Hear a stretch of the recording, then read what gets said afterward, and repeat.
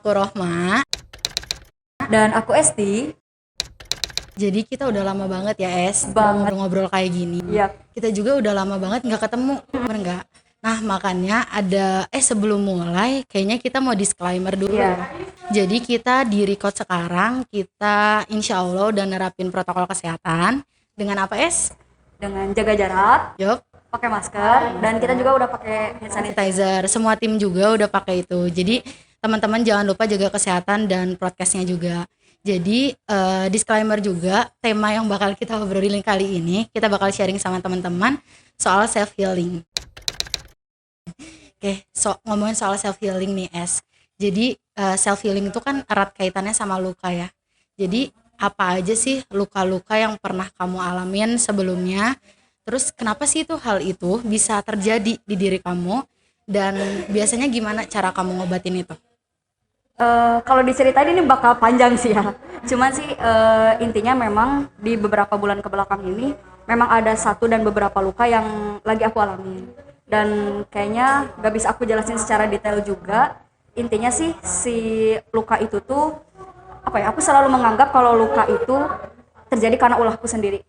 Dan kalau menurut aku luka itu bisa terjadi karena ketidakmampuan kita untuk menerima suatu hal yang menyakiti. Jadi kita bakal ngerasa terluka gitu kan.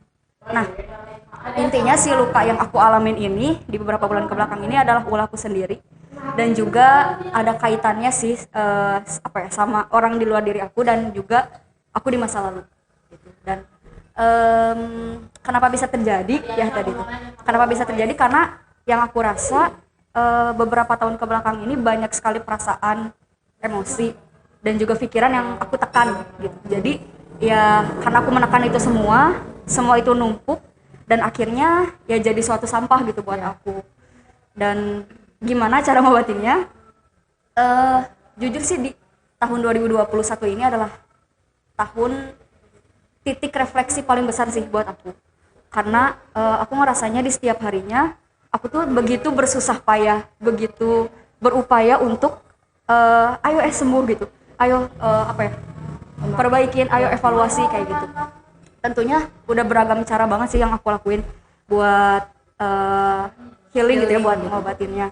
Tapi sih yang aku rasa benar-benar berpengaruh, yang aku rasa benar-benar signifikan itu adalah dengan cara aku menata ulang kembali diri aku. Aku nyusun semua puing-puing yang emang udah berantakan, dan juga aku berusaha untuk selalu melibatkan Tuhan di setiap hari aku, di setiap detik gitu ya, di setiap apapun yang lagi aku rasain dan yang lagi aku alami. Itu sih yang aku rasa paling benar-benar bantu aku buat sembuh. Nah, itu tadi aku ya. Saya juga pengen tahu nih, kamu apa sih yang luka yang kamu alamin selama beberapa bulan ini? Dan juga tadi sama aja sih pertanyaannya, kenapa bisa terjadi dan gimana cara kamu ngobatinnya, Mak? Nah, ngomongin soal luka, kalau misalnya disimpulin dari semua luka yang aku alamin, sebenarnya karena kayak kecintaan aku terhadap dunia itu terlalu besar sekali gitu, sehingga ketika Allah ambil itu dari aku, itu tuh yang ngebuat aku berantakan banget gitu. Jadi kalau ngomongin soal luka apa aja, secara garis besar soal kehilangan. Karena menurut aku, entah aku sendiri ya, aku merasa bahwa kehilangan itu menjadi hal yang nggak pernah siap aku terima. Sesiap apapun aku terima, aku tuh nggak pernah siap gitu sama kehilangan. Semenyiapkan apapun. Iya, oke aku tahu nih aku bakal kehilangan gitu, tapi aku tuh sadar pas detik itu kehilangan, aku tuh nggak bener-bener nggak bisa gitu sama hal itu gitu. Kenapa hal itu menjadi luka? Karena kehilangannya tuh bukan soal kayak kita kehilangan orang di hidup kita aja ya, tapi bener-bener kehilangan diri sendiri, kehilangan arah, aku tuh mau kemana gitu jalannya, terus kehilangan yang mungkin sumber rezeki atau kayak gimana gitu, itu yang aku alamin selama ini gitu. Jadi aku rasa itu sih luka yang bulan-bulan ini tuh berat aja sih buat aku ngerasa luka. Terus kayak gimana sih cara aku ngelola luka itu gitu. Kalau aku kayaknya self acceptance itu tuh lagi aku belajarin, karena kan ngomongin soal penerimaan penuh terhadap diri itu nggak mudah. Jadi makanya aku tadi bilang soal belajar gitu, aku pengen belajar untuk menerima diri aku dulu secara penuh, karena sejauh ini aku melakukan sesuatu ya atas dasar orang lain untuk beberapa hal ya. Jadi itu mungkin yang buat aku merasa kehilangan gitu jadi kayak aku melakukan itu buat orang lain, ketika orang yang gak ada ternyata bisa buat aku seberantakan itu. Jadi sekarang kayak gimana caranya menerima diri secara penuh dan menyerahkan semuanya secara penuh juga atas Tuhan aku gitu. Jadi kayak nemuin lagi sih bahwa sebaik-baiknya adalah ya balik lagi ke Tuhan gitu. Bener kata kamu, recovery-nya Allah. Bener-bener aku nggak pernah nemuin obat selain ya percaya penuh aja sih sama Allah. Pun hal yang aku anggap kurang nyaman gitu ya di diri aku, kayak misalnya aduh aku nggak nyaman nih sama apa ya, nggak nyaman sama perilaku orang atau suatu kejadian. Nah itu tuh aku terima gitu ya sama diri aku, dan juga percaya aja sih kalau apa part-part Allah yang Allah kasih gitu ya sama aku itu untuk ngebentuk diri. Sebenarnya gitu sih cara ngobatinnya, bener-bener cuma mindset aja, mindset aku gimana sih cara ngobatinnya, kayak gitu sih. Tapi sepakat sih, kalau misalnya kehilangan orang lain ya pasti ya sakit hati gitu, pasti sedih. Kehilangan diri sendiri tentunya ya kita akan kehilangan arah. Tapi kalau kehilangan Tuhan, nah ya Allah udah gak tahu lagi.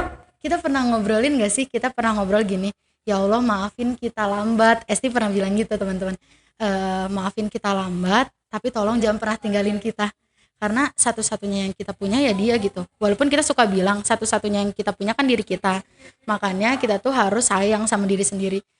Bahkan untuk sayang sama diri sendiri aja di level itu tuh kadang nggak bisa gitu, kadang tuh nggak bisa. Jadi ya itu sih kayaknya Allah tuh ya itu, kita bakal kayak gimana kalau nggak ada Tuhan kita gitu sih.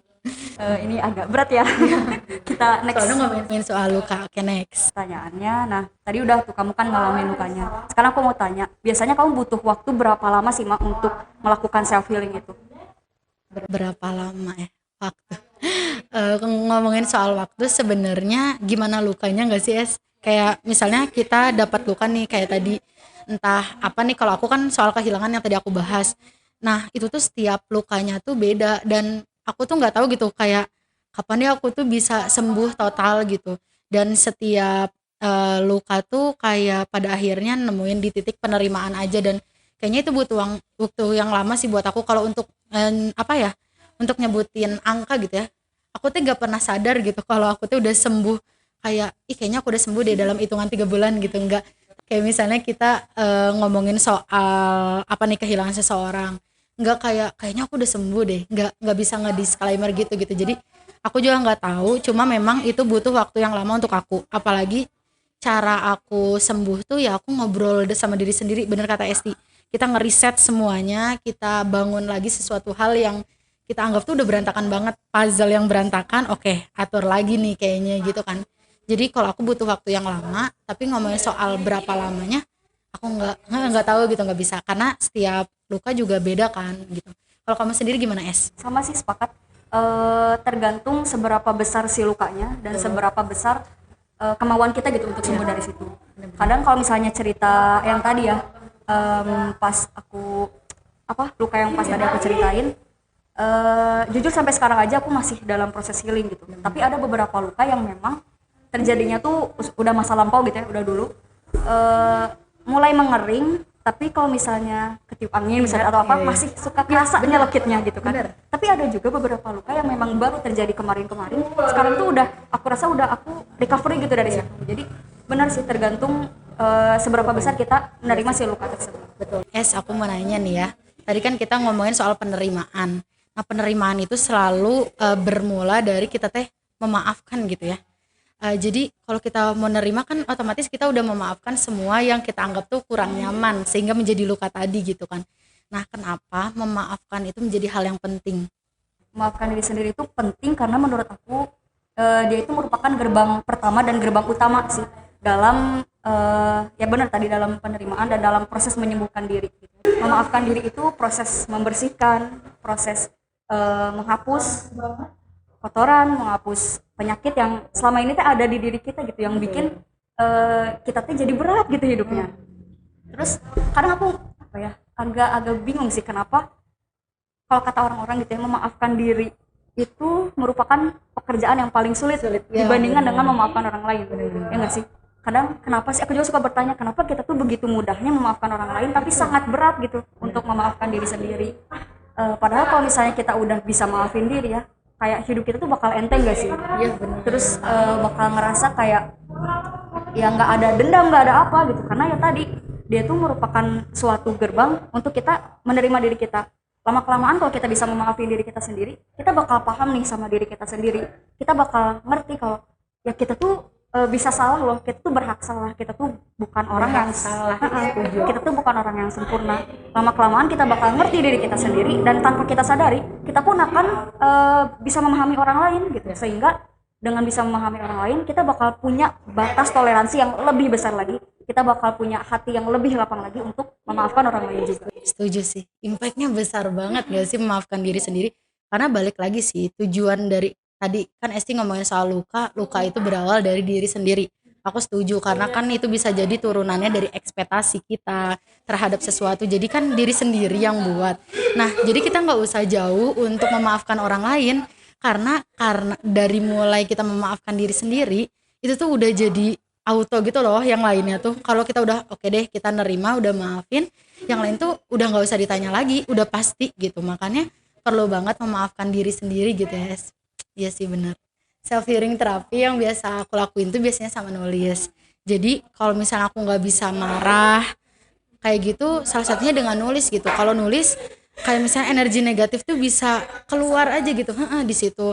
Terus salah satunya sama sih kayak kita sharing kayak gini, itu juga sebenarnya healing aku. Kalau misalnya teman-teman masih ingat postingan kita yang ulang tahunnya TKRS, kalau nggak ingat ya diputar lagi.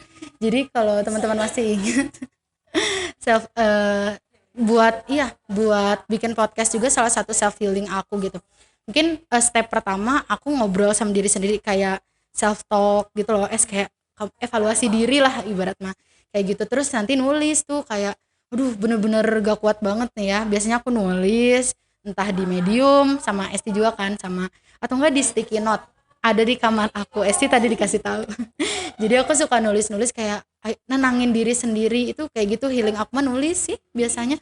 Terus kalau di kondisinya nggak PSBB kayak gini biasanya ya PPKM kayak gini biasanya ya keluar traveling gitu loh, kayak biar lebih fresh aja sih gitu, bukan kayak untuk menghilang ya, tapi aku mah emang biar fresh aja, biar nggak kalut gitu hatinya tuh, kayak gitu sih kalau aku. Kalau sih gimana? Sebenarnya beragam cara ya untuk melakukan self healing terapi itu. Kalau misalnya ini yang nggak bisa dipakai buat semua orang, ada yang misalnya self healing terapinya dengan cara membahagiakan dirinya sendiri, misalnya dengan tadi beli es krim strawberry dia udah seneng. Ada juga yang dengan self healingnya tuh dengan membahagiakan orang lain. Terus ada juga yang dia tuh cuman baca buku doang tapi dia udah ngerasa self healing. Ada juga yang udah naik turun gunung tapi dia tuh belum healing gitu sampai sekarang. Ya aku kalau misalnya nggak dengan nulis gitu ya, diem di kamar itu tuh udah self healing sih menurut aku. Soalnya kita jadi self talk gitu loh, Nah, kita itu. evaluasi ya. Tapi yang paling ngaruh sih yang tadi yang aku ceritain, dengan apa ya, aku berupaya untuk selangkah lebih dekat lagi gitu kepada Tuhanku. Itu tuh yang paling it works gitu. Benar, sepakat sih. Kita berteman. Oh ya lupa. Oke, aku mau nanya nih Es. Tadi kan kita ngomongin soal luka gitu ya, ngomongin soal memaafkan dan lain sebagainya.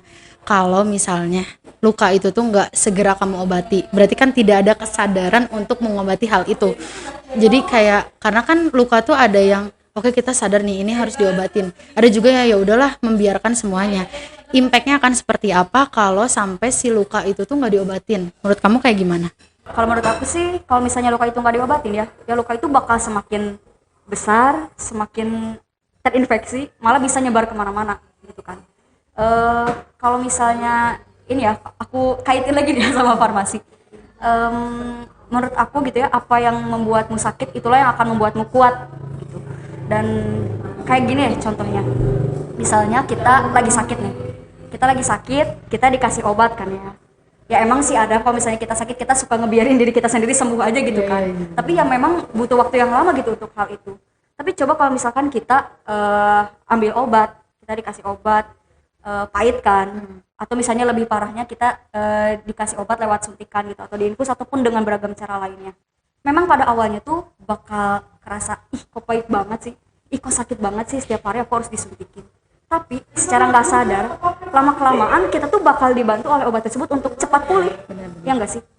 Nah sama halnya dengan tadi, kalau misalnya kita mau mau mengobati gitu ya, memang mungkin pada awalnya kita kayak ngerasa, kadang suka gini gak sih, kita kadang suka pengen ngeromantisasi keadaan ya. Kayak misalnya udah lagi sedih nih, lagi luka, pengennya tuh denger lagu-lagu yang sedih misalnya, pengennya tuh diem di kamar ngurung diri, gak mau ngobatin itu gitu, pengen menikmati hal tersebut. Memang boleh untuk menikmati hal tersebut, berarti kita tandanya menerima hal tersebut.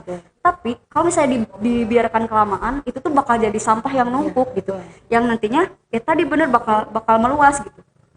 Terus kalau misalnya kita nggak mau ngobatin ya tadi bener, jadi semakin terinfeksi gitu kemana-mana.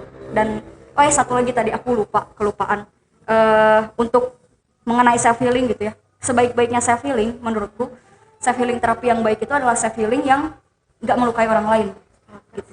Karena banyak banget ya kasus gitu ya di sekitar kita, ada orang yang dia tuh self healing tapi dengan cara melukai orang lain. Misalnya dia ngerasa lebih baik kalau misalnya dia udah ngatain orang lain, dia udah ngebully orang lain, dia udah ngerendahin orang lain, dia merasa lebih baik karena dia merasa bahwa ada orang yang lebih lemah nih dari aku, ada orang yang lebih sedih nih dari aku, sorry. Nah itu tuh kan sebenarnya cara yang menurut aku sih nggak baik gitu, kayak gitu. Nah banyak nih kasus di sekitar kita yang kayak gitu. Jadi untuk kita mungkin yang lebih tahu misalnya referensi kayak gimana gitu ya, yuk kita sama-sama belajar buat kasih tahu sama teman-teman yang lain bahwa self healing terapi itu ada banyak loh, beragam caranya. Jangan sampailah kita melakukan hal yang tadinya tujuannya untuk menyembuhkan diri kita sendiri, tapi kok malah jadi ngelukain orang lain gitu. Dan kenapa mereka ngelakuin itu tuh karena di kepala mereka referensi mereka tuh cuman itu yang harus mereka lakukan untuk melakukan penyembuhan tuh cuman yang nyakitin orang lain gitu. Makanya yuk kita sama-sama cari referensi, kita sama-sama gali apa aja sih yang bisa kita lakuin, terus kita sebarkanlah gitu ke teman-teman kita gitu sih. Benar-benar kalau menurut aku ya, kenapa si self healing itu perlu diobati, karena yang tadi Esti bilang gitu. Esti kan tadi mengatakan bahwa self healing tuh banyak ya, dan orang tuh ada yang melukai orang lain. Anggapan aku sebelumnya bahwa mungkin karena dia tuh tidak mengobati hal itu. Jadi dia tuh yang tadi ya, kalau menurut aku mah harus adanya kemauan di dalam diri untuk mengobati hal itu. Jangan membiarkan, karena impactnya akan jadi besar. Impactnya akan jadi ke orang lain gitu. Mending kalau ke diri dia sendiri, ini sampai ke orang lain. Misalnya ada orang yang pelaku bullying gitu kan, karena dia tuh belum beres dan bahkan mungkin lukanya belum dia sembuhin. Dia belum berusaha untuk memaafkan diri dia sendiri. Dia belum berusaha untuk setelah aku dapat bullying, aku kayaknya harus belajar deh. Aku kayaknya nggak boleh deh nyakitin orang lain, karena aku tuh pernah dulu ngerasain dan itu hal yang sakit buat aku. Tapi karena dia punya hal yang referensi kurang baik di kepala dia, terus dia merasa bahwa dah aku dulu kayak gitu, ya udah aku lakuin itu ke orang lain kan. Jadi ketika luka itu belum diobati, maka itu akan ngasih impact ke orang lain. Teman-teman, kita belajar bareng-bareng, bener kata Esti, ngomongin soal tolong hati-hati ketika ngetik gitu ya. Jadi kayak ketika teman-teman melihat suatu informasi yang dirasa kayaknya itu tuh bukan aku banget, atau kayak gimana gitu, teman-teman sadari deh bahwa nggak semua tuh kayak teman-teman. Jadi jangan pernah paksa orang lain tuh harus sama dan menganggap bahwa diri kita paling benar dan orang lain salah hanya karena kita berbeda gitu kan. Jadi kayak tolong ditahan gitu kalau mau nge-hate komen ya, kayak gitu ya. Iya gitu. Kalau teman-teman punya luka, tolong disembuhin lukanya, tolong refleksi diri gitu. Terus kayak kira-kira kenapa ya ini bisa terjadi, dan tolong jangan pernah menjadi pelaku gitu loh. Kalau teman-teman pernah jadi korban, tolong jangan pernah jadi pelakunya gitu. Jadi kalau menurut aku mah belajar untuk menyadari bahwa hal itu harus disembuhkan dulu. Kemudian yang kedua, teman-teman sadari kalau hal itu tidak disembuhkan akan memberikan impact yang besar terhadap orang lain. Misalnya orang yang lagi patah hati, dia tuh berusaha aja gitu cari kebahagiaan di diri orang lain, padahal yang harus disembuhkan adalah dirinya sendiri dulu gitu, untuk akhirnya dia memulai dengan yang baru, atau misalnya dia membahagiakan orang lain, dia better tuh harus sembuh dulu gitu loh diri sendiri. Soalnya ya itu, kalau misalnya lukanya belum diberesin, dia akan memberikan luka lagi dari banyaknya orang. Jadi itu sih menurut aku mah, kalau mereka yang melukai gitu ya, mungkin mereka juga punya luka yang belum sembuh gitu. Jadi disembuhin sih. Ditakutkannya memang ngasih impact aja sih sama orang. Kalau impactnya baik nggak apa-apa banget, malah ya aku sangat support. Tapi kalau impactnya kurang baik, mending kita belajar sih. Bener kata Esti, kita cari referensi informasi, referensi apapun gitu, perilaku untuk berimpact baik. Apalagi di kondisi kayak gini ya, kita perlu untuk bahu membahu, perlu untuk ngebangun sikap yang baik gitu ya, enggak sih? Di kondisi kayak gini gitu, kita kita aja nggak tahu gitu kan, kayak Allah masih nitipin umur, iya, nitipin umur kita sampai mana gitu. Teman-teman masih mau, bahkan diri aku ya, ini reminder juga buat diri aku, masih mau melakukan hal yang buruk, bahkan yang ngasih impact buruk sama orang. Enggak deh, kayaknya pilihannya hanya dua gitu kan. Allah tuh ngasih, jadi berdakwah ya. Allah tuh ngasih waktu sama kita misalnya sampai beres sekian gitu. Tapi kan untuk jalannya kita selesai di hidup tuh kita yang milih. Jadi ja- pilihannya hanya ada dua, baik atau buruk. Nah, teman-teman mau milih yang mana? Kita semua pasti paham, pasti banyak banget yang mau memilih hal yang baik. Minimal kalau kayaknya susah, kayaknya jauh banget untuk jadi orang baik, apalagi sempurna. Ya nggak sih, susah banget buat kita. Tapi minimal nggak jahat aja sih sama orang, nggak ngerugin orang lain gitu dari luka yang kita punya. Itu sih kode dari aku, ya nggak sih, Es? Sih tadi aku poin yang dimana kalau misalnya orang lain melukai kita itu tuh karena ya dia juga memang belum beres sama dirinya gitu. Nah terkadang si perspektif ini nih yang nggak pernah kita ambil. Kalau kita udah ngerasa jadi korban, kita tuh selalu merasa yang paling menderita gitu ya. Karena kita nggak pernah lihat nih, ini orang yang ngelukain kita tuh sebenarnya dia tuh pasti punya background kan. Background kenapa dia melakukan hal itu. Nah tadi bener apa yang udah kita omongin. Kalau misalnya kita udah bisa maafin diri sendiri, kita tuh bakal bisa maafin orang lain juga ya. Kita bakal bisa mahamin. Nah kalau kita udah bisa gitu ya pasti kita bakal nganggep dia, oh dia tuh ternyata ngelakuin itu karena dia juga terluka. Jadi ya perspektif itu gitu yang harus coba kita buat belajar memahami diri kita sendiri pun akan memahami orang lain. Betul sih. Nah, dari obrolan ini kayaknya ada yang perlu ditarik kesimpulan gitu loh, biar kita sama-sama belajar gitu. Lagi-lagi ya teman-teman, apa yang kita sampaikan nggak ada yang namanya benar atau salah. Manusia juga nggak dilarang untuk salah, tapi sebaik-baiknya manusia adalah belajar gitu kan. Kayaknya kita perlu belajar juga kan dari obrolan kita, dari aku sama Esti. Jadi kalau menurut aku ya, kayak kita tuh perlu yang namanya pertama menerima dulu sih, self acceptance tadi gitu. Kita menerima dulu diri kita secara penuh. Entah kenapa ya Allah tuh nitipin kejadian ini tuh sama aku gitu. Apa Allah tuh nyimpan apa ya? Menyimpan sesuatu gitu sama aku gitu kan. Jadi diterima aja gitu semua yang terjadi di diri kita. Entah yang kita anggap itu kurang nyaman atau yang nyaman sama Allah tuh. Kalau kita bisa menerima yang kata Allah baik gitu ya, yang menurut kita juga happy, kenapa kita juga nggak belajar untuk menerima sesuatu hal yang dianggap kurang nyaman gitu kan. Jadi self acceptance dulu sih. Terus yang kedua, aku ngajak sih bareng-bareng sama teman-teman, terutama yang sesama muslim sama-sama kayak kita, belajar sih kalau sebaik-baiknya planner tuh emang Allah. Itu tuh bukan cuma quotes gitu loh. Kita belajar untuk mengimani hal itu karena aku yakin, dan itu pun yang aku rasakan gitu, recovery-nya akan sangat cepat ketika backingannya Allah gitu loh. Kalau kata Dena Haura ya, backingannya Allah tuh kayak recovery-nya lebih cepat, dan bukan hanya mempercayai tapi juga mengimani bahwa hanya Tuhan satu-satunya yang bakal ngejaga kita sih. Dan kayaknya ini obrolan yang agak gimana gitu ya, tapi aku selalu bilang jangan percaya sama manusia secara penuh gitu, karena masing-masing dari kita tuh punya keterbatasan. Kita tuh bisa mengecewakan, kita juga bisa dikecewakan. Jadi secukupnya aja sih sama manusia gitu. Aku juga sama kok, sama-sama masih belajar. Yang tadi belajar mengimani adanya Allah dan sepenuhnya, dan juga menerima diri secara penuh. Karena ketika Allah ngasih sesuatu hal yang kurang enak di diri kita kan nggak langsung ya kayak ya aku bisa nerima, kan nggak gitu ya. Tapi semua perlu belajar. Makanya kalimat yang depan tadi aku bilang adalah soal belajar menerima diri secara penuh dan mengimani adanya Allah aja sih. Dua itu tuh buat aku bisa untuk ngebantu aku, dan perlu teman-teman untuk yang namanya mengobati seluka itu. Karena yang tadi ditakutkannya kita malah ngelukain orang lain, karena kita alasannya adalah ya aku juga pernah dilukain gitu kan. Tapi sebaik-baiknya manusia adalah belajar teman-teman. Jadi perlu sih untuk diobatin pelahan aja. Aku aja nggak pernah bilang bahwa luka aku tuh udah sembuh loh gitu, enggak. Tapi alhamdulillah hati aku tuh lebih better dari sebelumnya gitu, dari dua itu kalau aku ya. Kalau dari Esti gimana?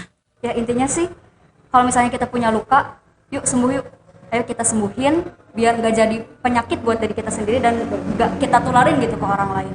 Dan ya walaupun misalnya kedepannya juga kan nggak ada yang bisa ngejamin ya kita apa sih akan merasakan luka itu lagi, kita akan ngerasain sakit lagi itu atau enggak. Tapi seenggaknya kalau kita misalnya mau nyembuhin, kita tuh udah punya kekebalan itu, kita udah punya pertahanan yang jauh lebih kuat, kita udah tumbuh jadi manusia yang lebih tangguh gitu. Dan ada satu quotes sih yang paling aku suka gitu ya dari Syahid Muhammad. Kamu tahu banget aku akan selalu mengulang hal tersebut ya. Jadi Kak Syahid itu bilang apapun yang membuat apapun yang membentuk kamu gitu ya, apapun yang luka yang menghampiri kamu, entah itu kekecewaan, kesedihan, tangisan dan luka yang lainnya, semua itu nggak akan bikin kamu kebal sama hal tersebut, tapi semuanya akan bikin kamu terbiasa menghadapinya. Benar sih. Udah, paling gitu aja dari udah kita. kelamaan ya. Iya, udah kelamaan. Semoga kita bisa sama-sama belajar. Lagi-lagi aku ngajak teman-teman untuk belajar di sini. Semoga juga kita bisa jadi pribadi yang jauh lebih baik dari sebelumnya. Karena nggak mungkin kalau jauh lebih buruk. Gitu aja dari kita. Dan aku Rohma. Aku Esti. Sampai ketemu di podcast kita selanjutnya.